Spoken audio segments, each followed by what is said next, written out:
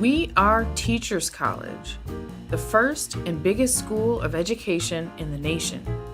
Here, in a single square block in the heart of New York City, we have launched new fields in human health and psychology.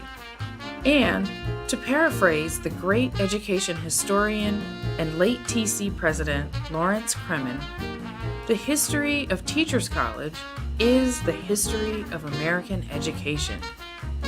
TC invented and reimagined the modern K-12 classroom, the community school, and the yellow school bus. We launched or substantially shaped the fields of urban education, special education, education psychology, education measurement, comparative and international education, and social studies in education. And today, our faculty are leaders in areas as wide-ranging as school finance, community colleges, early childhood education, and public and private school leadership. This week, as we celebrate the class of 2021, we are joining the conversations between the newest recipients of TC's Medal for Distinguished Service and 3 members of the TC faculty. To close out our virtual series, we honor Dr. Carol Dweck. This Stanford University psychologist is reshaping education based on the concept that abilities can be developed. She coined the terms fixed mindset and growth mindset to help reevaluate how we teach, praise, and motivate students, and how we influence their definition of success. Dr. Dweck maintains it's more effective to value the process and effort than the end goal. By reinforcing the belief that we can improve, we set our kids up for success instead of limiting future growth by adhering to what we've always been told is the right way. Her influential work, Mindset, the New Psychology of Success, outlines how a growth mindset can lead to more fulfilling achievements in school, work, sports, and even relationships. Sharing the virtual stage with Dr. Dweck is TC's Nathan Holbert, Assistant Professor of Communication, Media, and Learning Technologies Design here at TC. Nathan's research and teaching focus on the democratization of computational literacy. Together with his students in the Snow Day Learning Lab, Nathan studies and designs playful tools, technologies, and learning environments that put the power and responsibility of creating and defining computational systems in the hands of learners, and doing so in a way that leverages and elevates their unique perspectives, cultures, and values.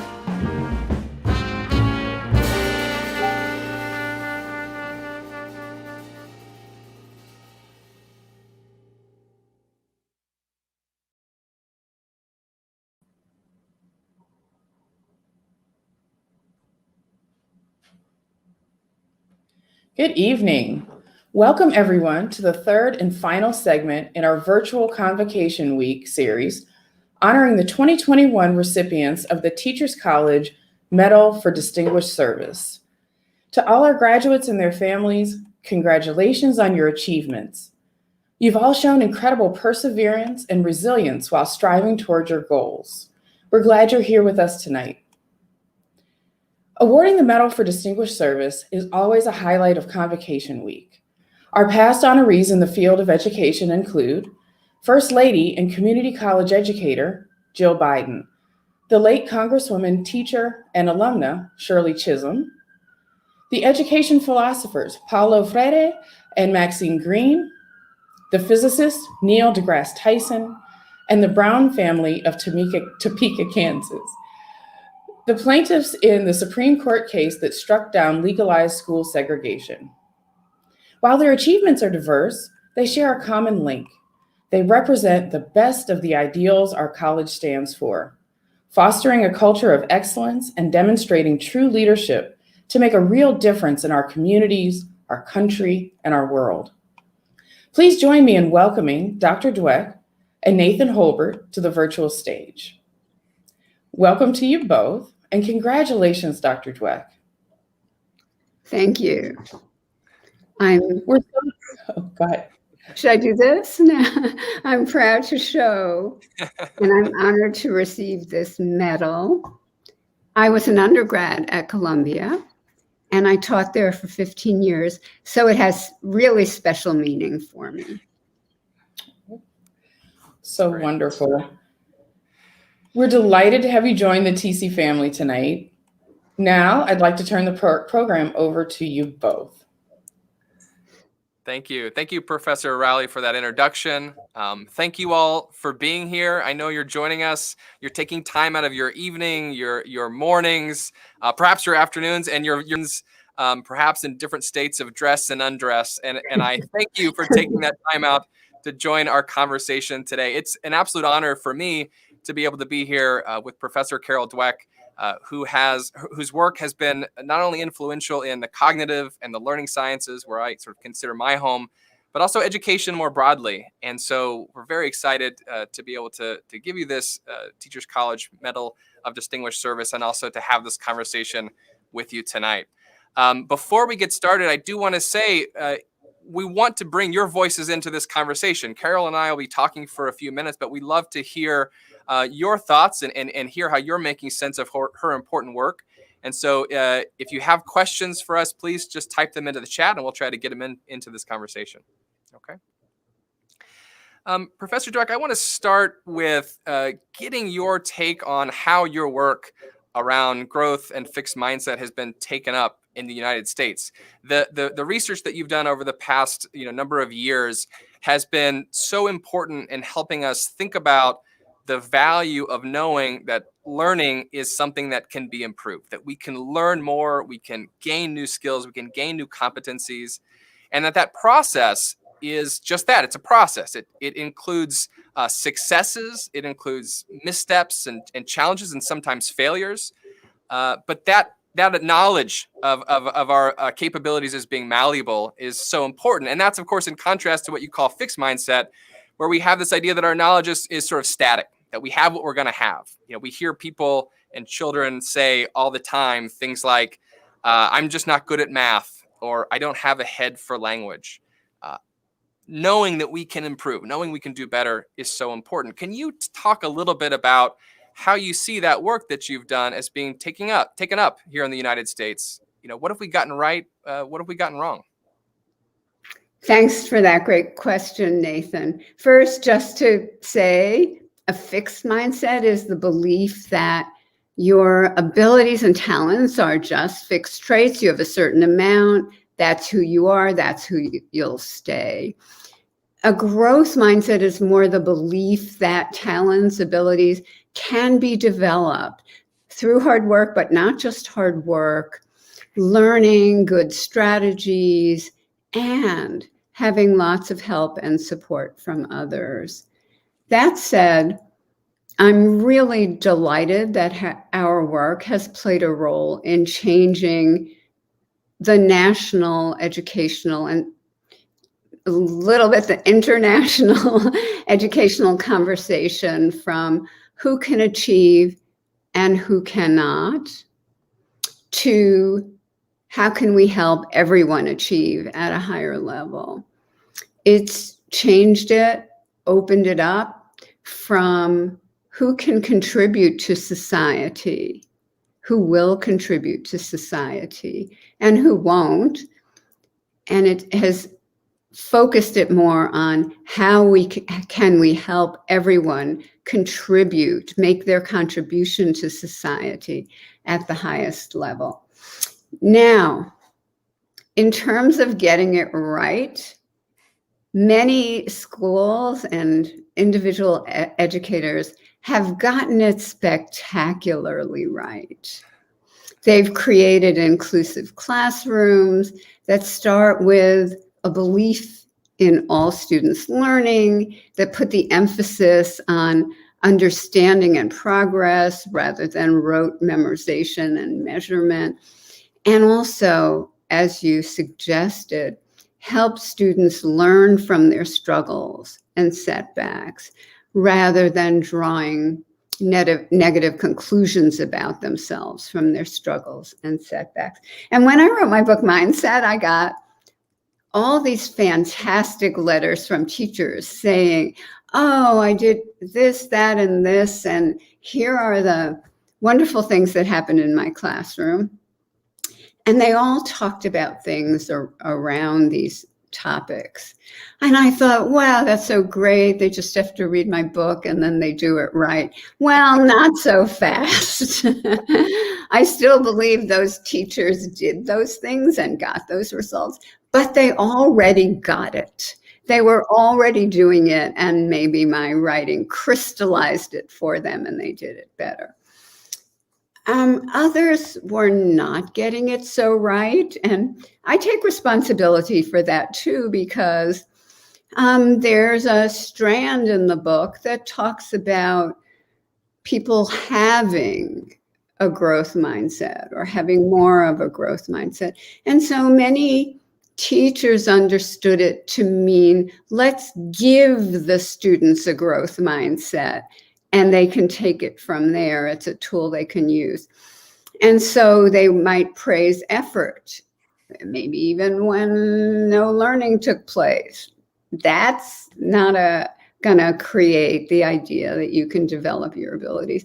Maybe slogans like you can do anything, but not creating a culture or opportunities that gave that life. Maybe a chart in the front of the room or a lecture, but not changing practices to support greater understanding and progress, to support learning from mistakes. So over time, we've really learned it doesn't work that way. You don't give them a mindset and turn them loose. You create a culture in which the things in the growth mindset, the development of students' ability, those things come true. They're learning from mistakes. You make those come true.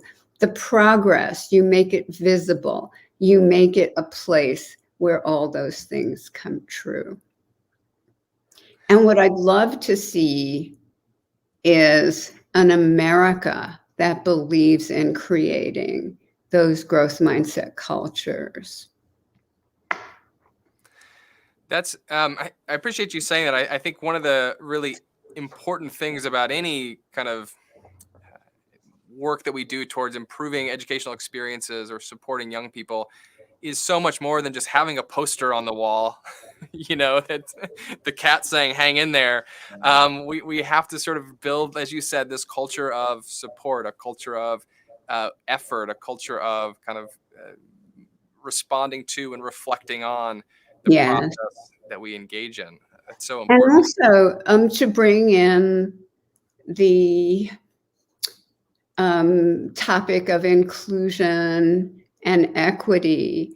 These cultures are cultures of inclusion, and research has shown narrow achievement differences or grading differences.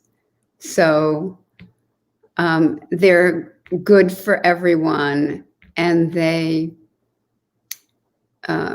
bring us toward our goals of inclusion and equity.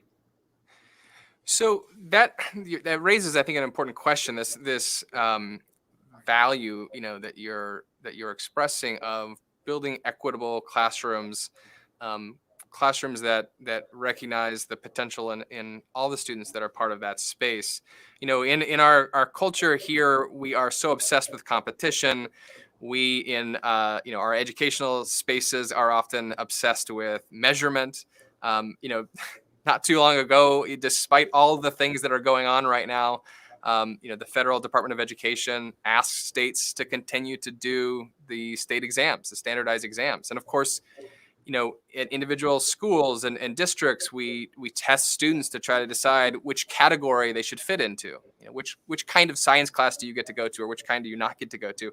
I'm wondering how you see the values of, you know, a growth mindset and of building these classrooms or in these cultures of equity as, you know, are there tensions there between that obsession of competition and categorization?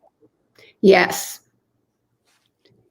The whole obsession with measurement and competition, categorization, the idea that one's static measurement at one point in time defines you in any way can be quite harmful. And I submit it hurts the winners of that competition, not just those who are behind in it. Even the students who show up at Stanford, I teach a freshman seminar every fall. They are obsessed with measurement, competition, comparison, and they are so fragile. I think on day one, how are these going to be the leaders? They crumble in the face of any setback. And I use the term, we don't have semesters, I use the quarter, the whole quarter, to get them to a place that's different. And what I do is say, look, Stanford didn't admit you because you're a genius. You're not a genius. They thought you were interesting. And they thought you could make a contribution to Stanford and later to the world. Your whole goal at Stanford, your whole life here, is to make yourself into the person who will make your unique contribution to the world, to use the incredible resources here to build yourself into that person. And I refocus them as much as possible away from comparison into their own track, their own progress, their own goal in life. By the way, they show up without goals in life other than doing well on the next test and the next test and getting the grades. So aside from promoting inequality, I don't think it's optimal for any student. And when you think of it, memorizing decontextualized material and then cramming for the test, is it teaching anyone what they need? Is it giving them the mindsets and creative problem-solving skills that they will need for their lives later? You know, I know we've spoken with this about this a little bit before, but I'm also kind of curious the way in which, you know, as a psychologist, it's important for you to be able to measure and to be able to observe this phenomenon that you're studying. I'm curious how you feel about the way in which that important activity that you need to engage in to do the research that you do to collect the empirical data gets taken up sometimes outside where you know, now we create a new category. You know, do you worry that we're going to create new categories of this is a kid with growth mindset, this is a kid without? Yes. And if you asked me, what is the one thing that keeps you up at night? That is the thing. My heart broke when I learned that an educator told some parents, I can't teach your son. He has a fixed mindset.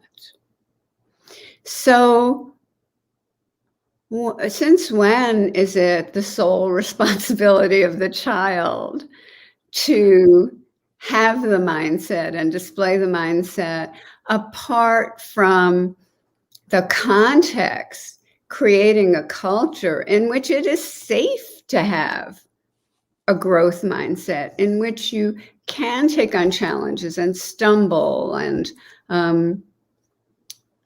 make the mistakes and be guided in the correction of mistakes,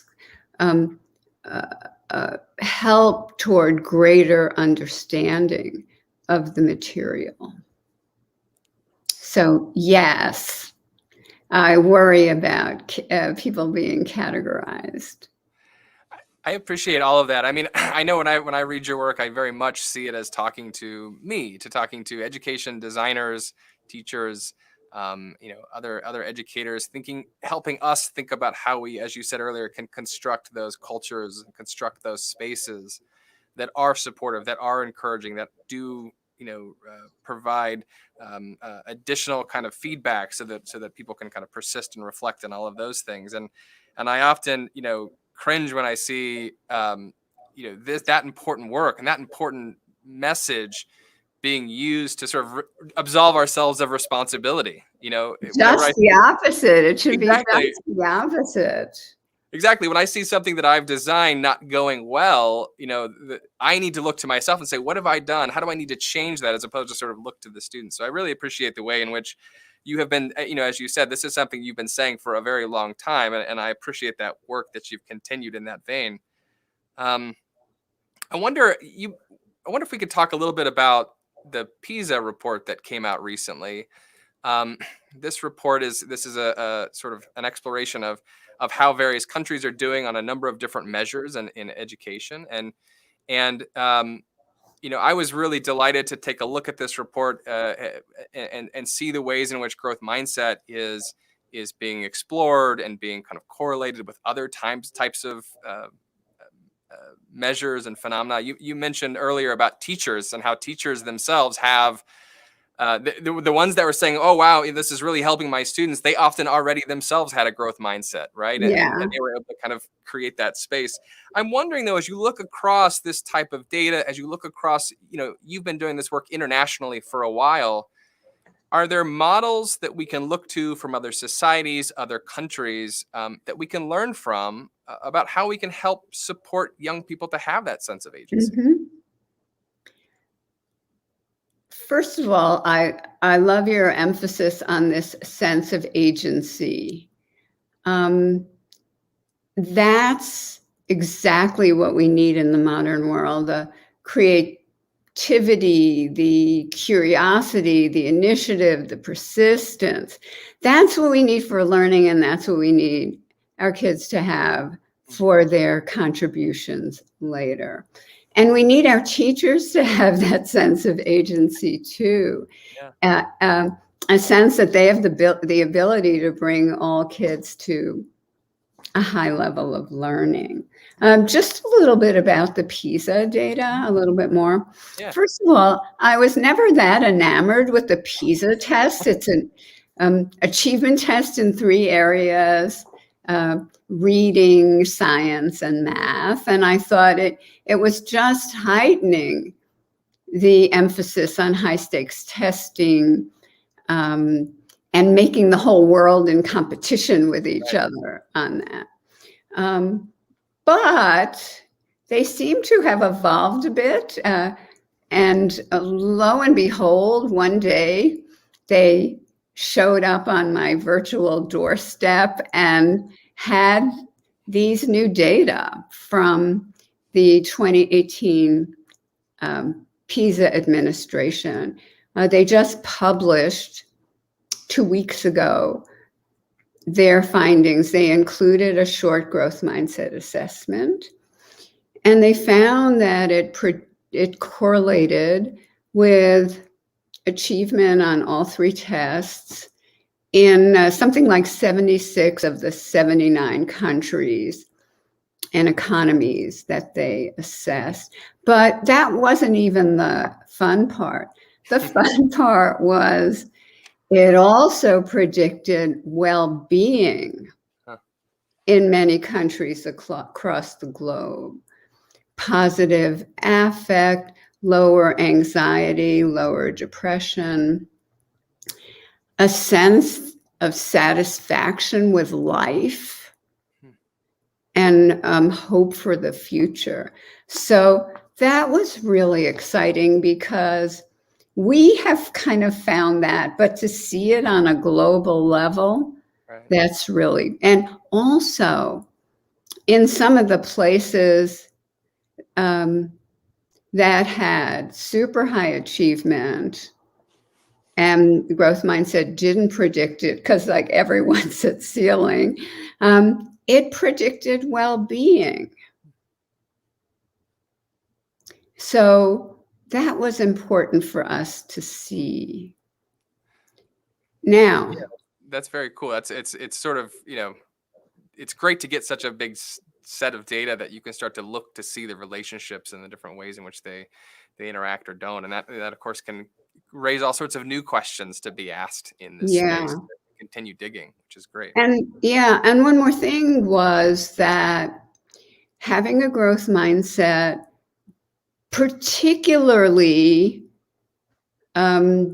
predicted a boost in achievement for low versus high income kids, for immigrant versus non-immigrant students, for girls versus boys. So vulnerable populations across the world got a special boost, or it predicted a boost when they had a growth mindset and when their teacher context, the teacher practices supported growth mindset culture.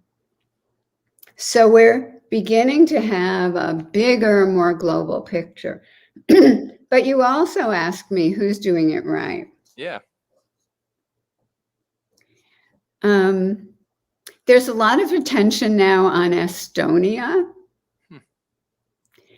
coming out of the PISA because they had the highest achievement in Europe and they had some of the highest well-being, motivation to learn, hope for the future among the kids, desire to seek higher education in Europe as well. So they kind of had all of it. And as I've read up on this, how do they spend, the kids are in kindergarten for a few years. What are they doing? They're not cramming facts and figures into their heads. They're teaching them how to raise their hand and say what they don't understand. They're teaching them this kind of academic courage to have agency in their learning. And they also trust their teachers. They give them a lot of autonomy to create the classrooms that work for their students. Now, we have schools in the US that do that. Ron Berger, who founded EL Education. It's a place where this same courage is prized. Students say, I'm working on my math courage. It means I feel comfortable raising my hand. I feel comfortable admitting to being confused. I feel comfortable making mistakes in public.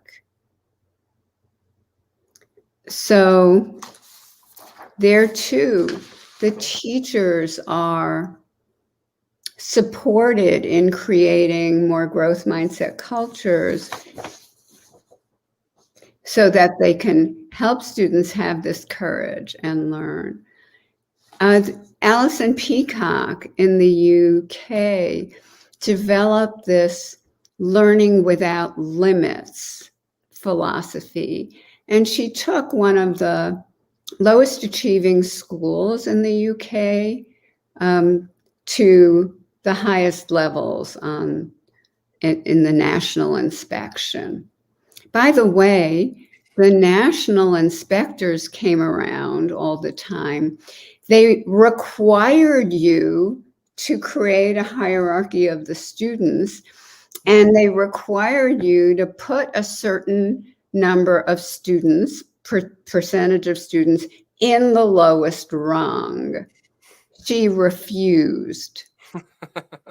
Good. And instead, she trained the teachers, no, we're not going to engage in deficit thinking.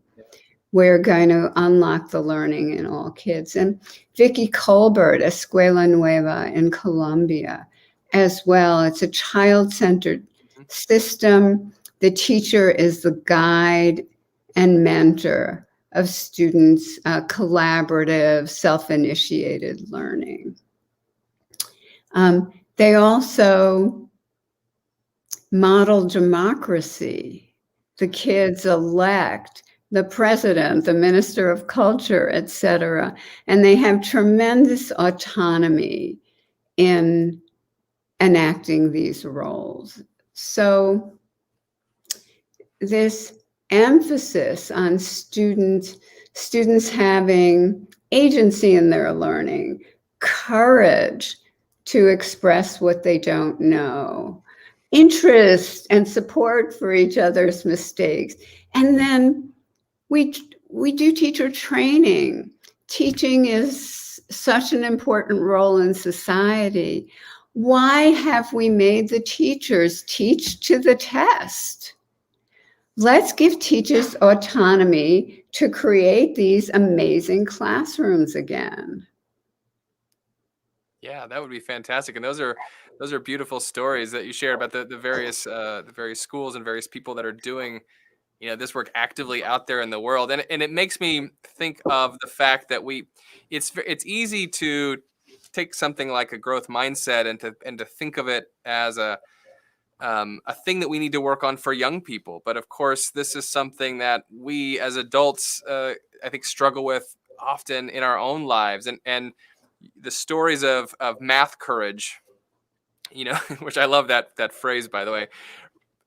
It reminds me of the difficulty that I have, admitting when I don't know something or acknowledging that I'm confused about some particular issue that I'm working on, or talking to a scholar such as yourself and needing to understand better. And so I love this kind of lens that you're sort of hold up to us to recognize our own battles that we have. And you've written about this before with fixed and growth mindsets in our own lives.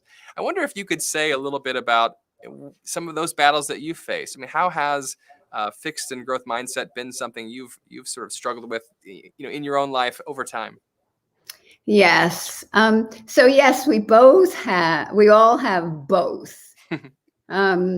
We're not all fixed mindset or all growth mindset. A lot of people think they're all growth mindset, but no, we all have triggers. When we meet someone who's better than we are at something we think we're great at, ooh, are they the one with the abilities and we're not? When we're struggling with something and we don't think we're making progress, maybe I can't learn this. You have a big setback. You get discouraged. You think, I'm not cut out for this. Maybe I'll never be good at this. Right. So we all have our triggers that catapult us back into a fixed mindset. And we have to learn how to find our way back. By the way, when I look back on my own life, I think I had more of a growth mindset until my 6th grade teacher seated us around the room in IQ order. And not only did she think that all-important number encapsulated your intellectual ability, she thought it encapsulated your character and even your worth. Huh.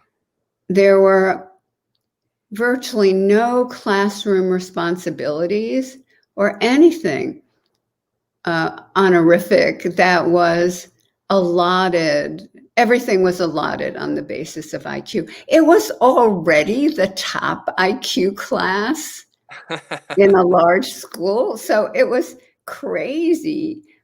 And I knew it was crazy at the time, but I really got sucked into it.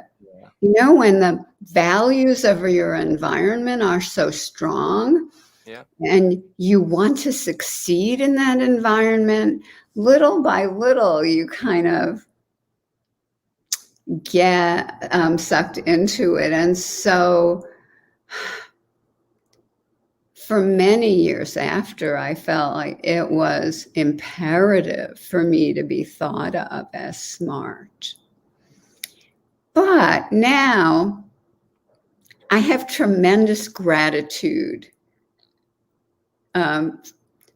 toward Mrs. Wilson, because I think she set me on the path to my life's work by making that fixed mindset so blatant. Now, what I teach my students is that to recognize what your fixed mindset triggers are, to recognize when that fixed mindset shows up and starts chattering in your head. What does it say? Oh, don't take this on. It'll be too hard. People will see you're not as smart as they thought you were. Your imposterism will be unmasked. And don't try to shut it up. Don't send it away. Say, try to co-opt it. Bring it on board with you. It grew up for a reason. It's part of you, and you need to re-educate it. So you might say, yeah, I know I'm not good at this yet, but maybe we could collaborate. Can you come on board and we'll try it out? Then you make some mistakes and it goes, I told you it's not too late. No, I have some ideas. Let's work on this together. So this, over time, a collaboration is formed where more and more of the time you can stay in a place of learning and courage. Such an important lesson for us all to learn, and I hope a useful lesson for our graduates as well.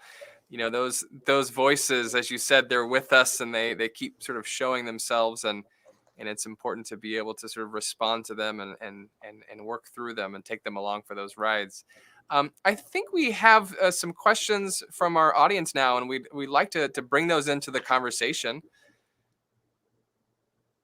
Great. So our first question, Dr. Dweck, based on what you mentioned about math courage, how important is accepting failure in promoting growth mindset culture? Yes, it shouldn't even be seen as failure. The student and the teacher, or the student and the other students, collaborate on bringing the understanding forward. So a so-called failure tells you what you don't know yet, and a growth mindset culture presents the resources to you to learn what you don't know yet. So yes, it's important to recognize and acknowledge when you don't know something, when you haven't done well on something. But then, what are the resources for moving forward more effectively? Right. I think that's such an interesting question and a great response. I often think about the word failure itself as it's got so much baggage on it, right? And we hear that word and we feel it so deeply, and we can try to say, no, failure is great. Failure is all part of it. And we should do that. But also, I think, like you just sort of suggested, reframing these things aren't failures. They're sort of part of process. It's just part of a process. Yeah. And when in my very first studies, when I was in graduate school, some kids amazed me because I wanted to see how they coped with failure, and I gave them problems they weren't able to solve yet. And some of them said things like, I love a challenge. I was like, what do you mean a challenge? You're failing. Or I was hoping this would be informative, meaning something I could learn from. And I thought, wow, these are my role models in life. And they were. I said, I'm going to learn their secret. I'm going to bottle it. I'm going to distribute it widely. And I'm going to take a few healthy swigs of it myself. Sounds delicious. Do we have any other questions? Great. should we be thinking about growth mindsets as it relates to specific disciplines? For example, a mathematical mindset, a scientific inquiry mindset, etc. In other words, are there variabilities to growth mindset? Absolutely. Mindsets can be very subject or domain specific. And some subjects, like math, seem to engender more of a fixed mindset than others. More people question their ability in math. And by the way, research by Leslie, Simpian, and others, that even scholars in math many scholars in math believe that being successful in math requires a brilliance that simply can't be taught. That's a fixed mindset. Right. And that's the message that gets sent down. So yes, we need to attend to mindsets, particularly in these domains where the messages kids may get in the classroom is that only some kids can be good at this. That reminds me so much of, Seymour Papert famously talked about Mathland, and he had this parable of Mathland, and the sort of parable was, that when kids grow up in France, they sort of grow up in, they grow up to learn French, and they learn French because it's part of the culture, it's part of the environment around them, it's part of the way in which they interact with one another. And we don't say kids can't learn French if they grow up in France, right? But we might say, if we see a kid in a French classroom, that kid just doesn't have a head for languages, or that kid just is going to struggle to learn French. And that we do the same thing in mathematics. We say, kid's struggling, he just doesn't have a head for mathematics. But instead of that, we need to be thinking about, how do we design Mathland? How do we design the equivalent to growing up in France and learning French? How do we do that for mathematics? And so this goes back to what you said earlier about culture and how important it is to build out that entire space, that context, those interactions. Absolutely. And that's what a lot of your work is about. Yeah, we think a lot about that. How do we encourage young people to frame the particular situations they're in as being places where their particular perspectives, their interests are valued and are seen as something that can do and can make and can create something new in the world. Exactly. And that's exactly what kids want to do. Yeah. They want to engage. They want to figure out. But then somehow they go to school and it's often decontextualized. Right. And not meaningful and not interactive. And then they think, I'm not good at this. That's the danger. We are working to fix that, all of us here together. Do we maybe have another question from? Yeah, perfect. Dr. Dweck, which would be the key enablers to build a growth mindset culture in an organizational setting? Oh-ho. This is good. We are studying organizational cultures, and we don't have the answer to your question yet. So far, we know those cultures are very important. And when people perceive that they are in a growth mindset organization that values everyone's development, they view the culture as more inclusive and equitable. And by the way, those cultures are more inclusive and equitable. What are the qualities in these settings? We're studying that, but when we look at organizations that have achieved more of a growth mindset culture, we see programs. For example, Microsoft has a program for autistic individuals in the company to make them comfortable and help them capitalize on their skills. There are organization-wide opportunities where everyone gets a chance to propose a project, get money, assemble a team, and bring it to the point where the company decides whether to take it forward. The CEO spends time in every department on the main campus, seeing whether people of color or people from underrepresented minority groups have been given what they need to thrive and have been promoted at good rates. But I'll never forget one experience I had. I went to speak in a company, a large financial organization, and the man who ushers you in the door waved his book at me.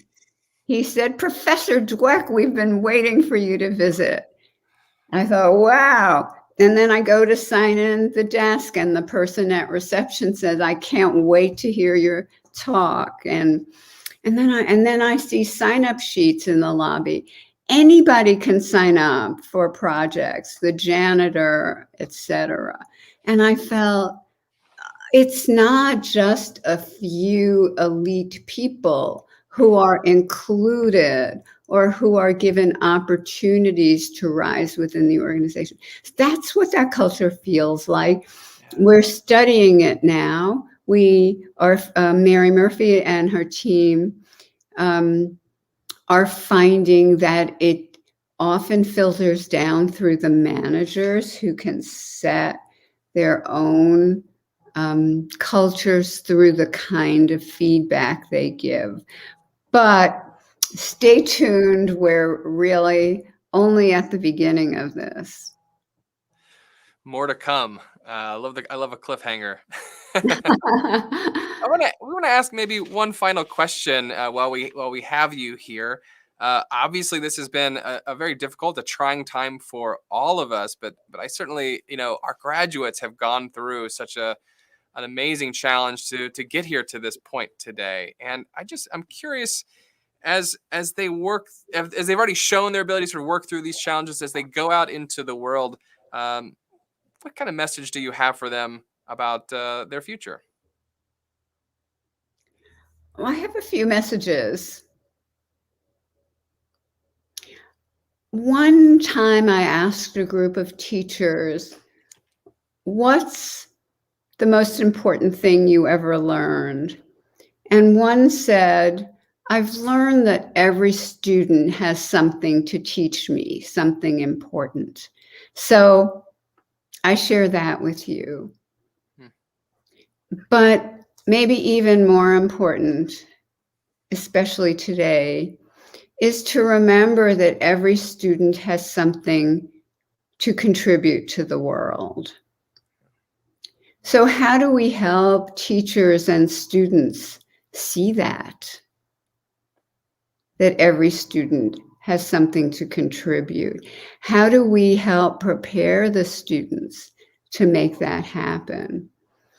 And given the world today, the pandemic, the growing inequality, the undermining of democracy, the reassertion of hierarchy, in my lifetime, I don't think this has ever been more important.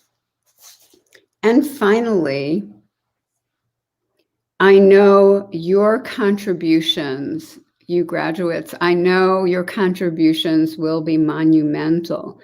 You are the very people our world needs now. Thank you so much for those words. Thank you for being here with us this evening. Thank you for this conversation, Carol. I've learned so much, and I've appreciated reading your work over the years. And what excites me most about it is it continues, as you just did, to look forward to the future. And so I'm excited to see where it's going to continue to move and how it's going to continue to move our field of education in the future as well. So thank you.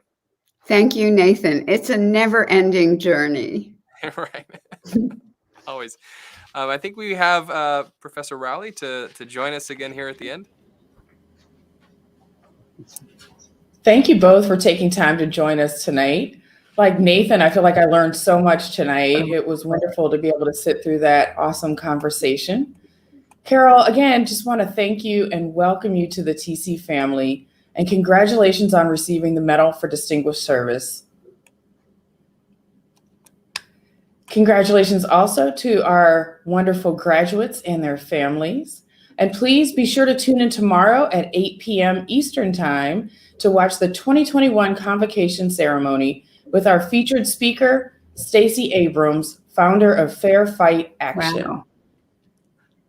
Thank you all. Good luck, grads, and good night. Thank you.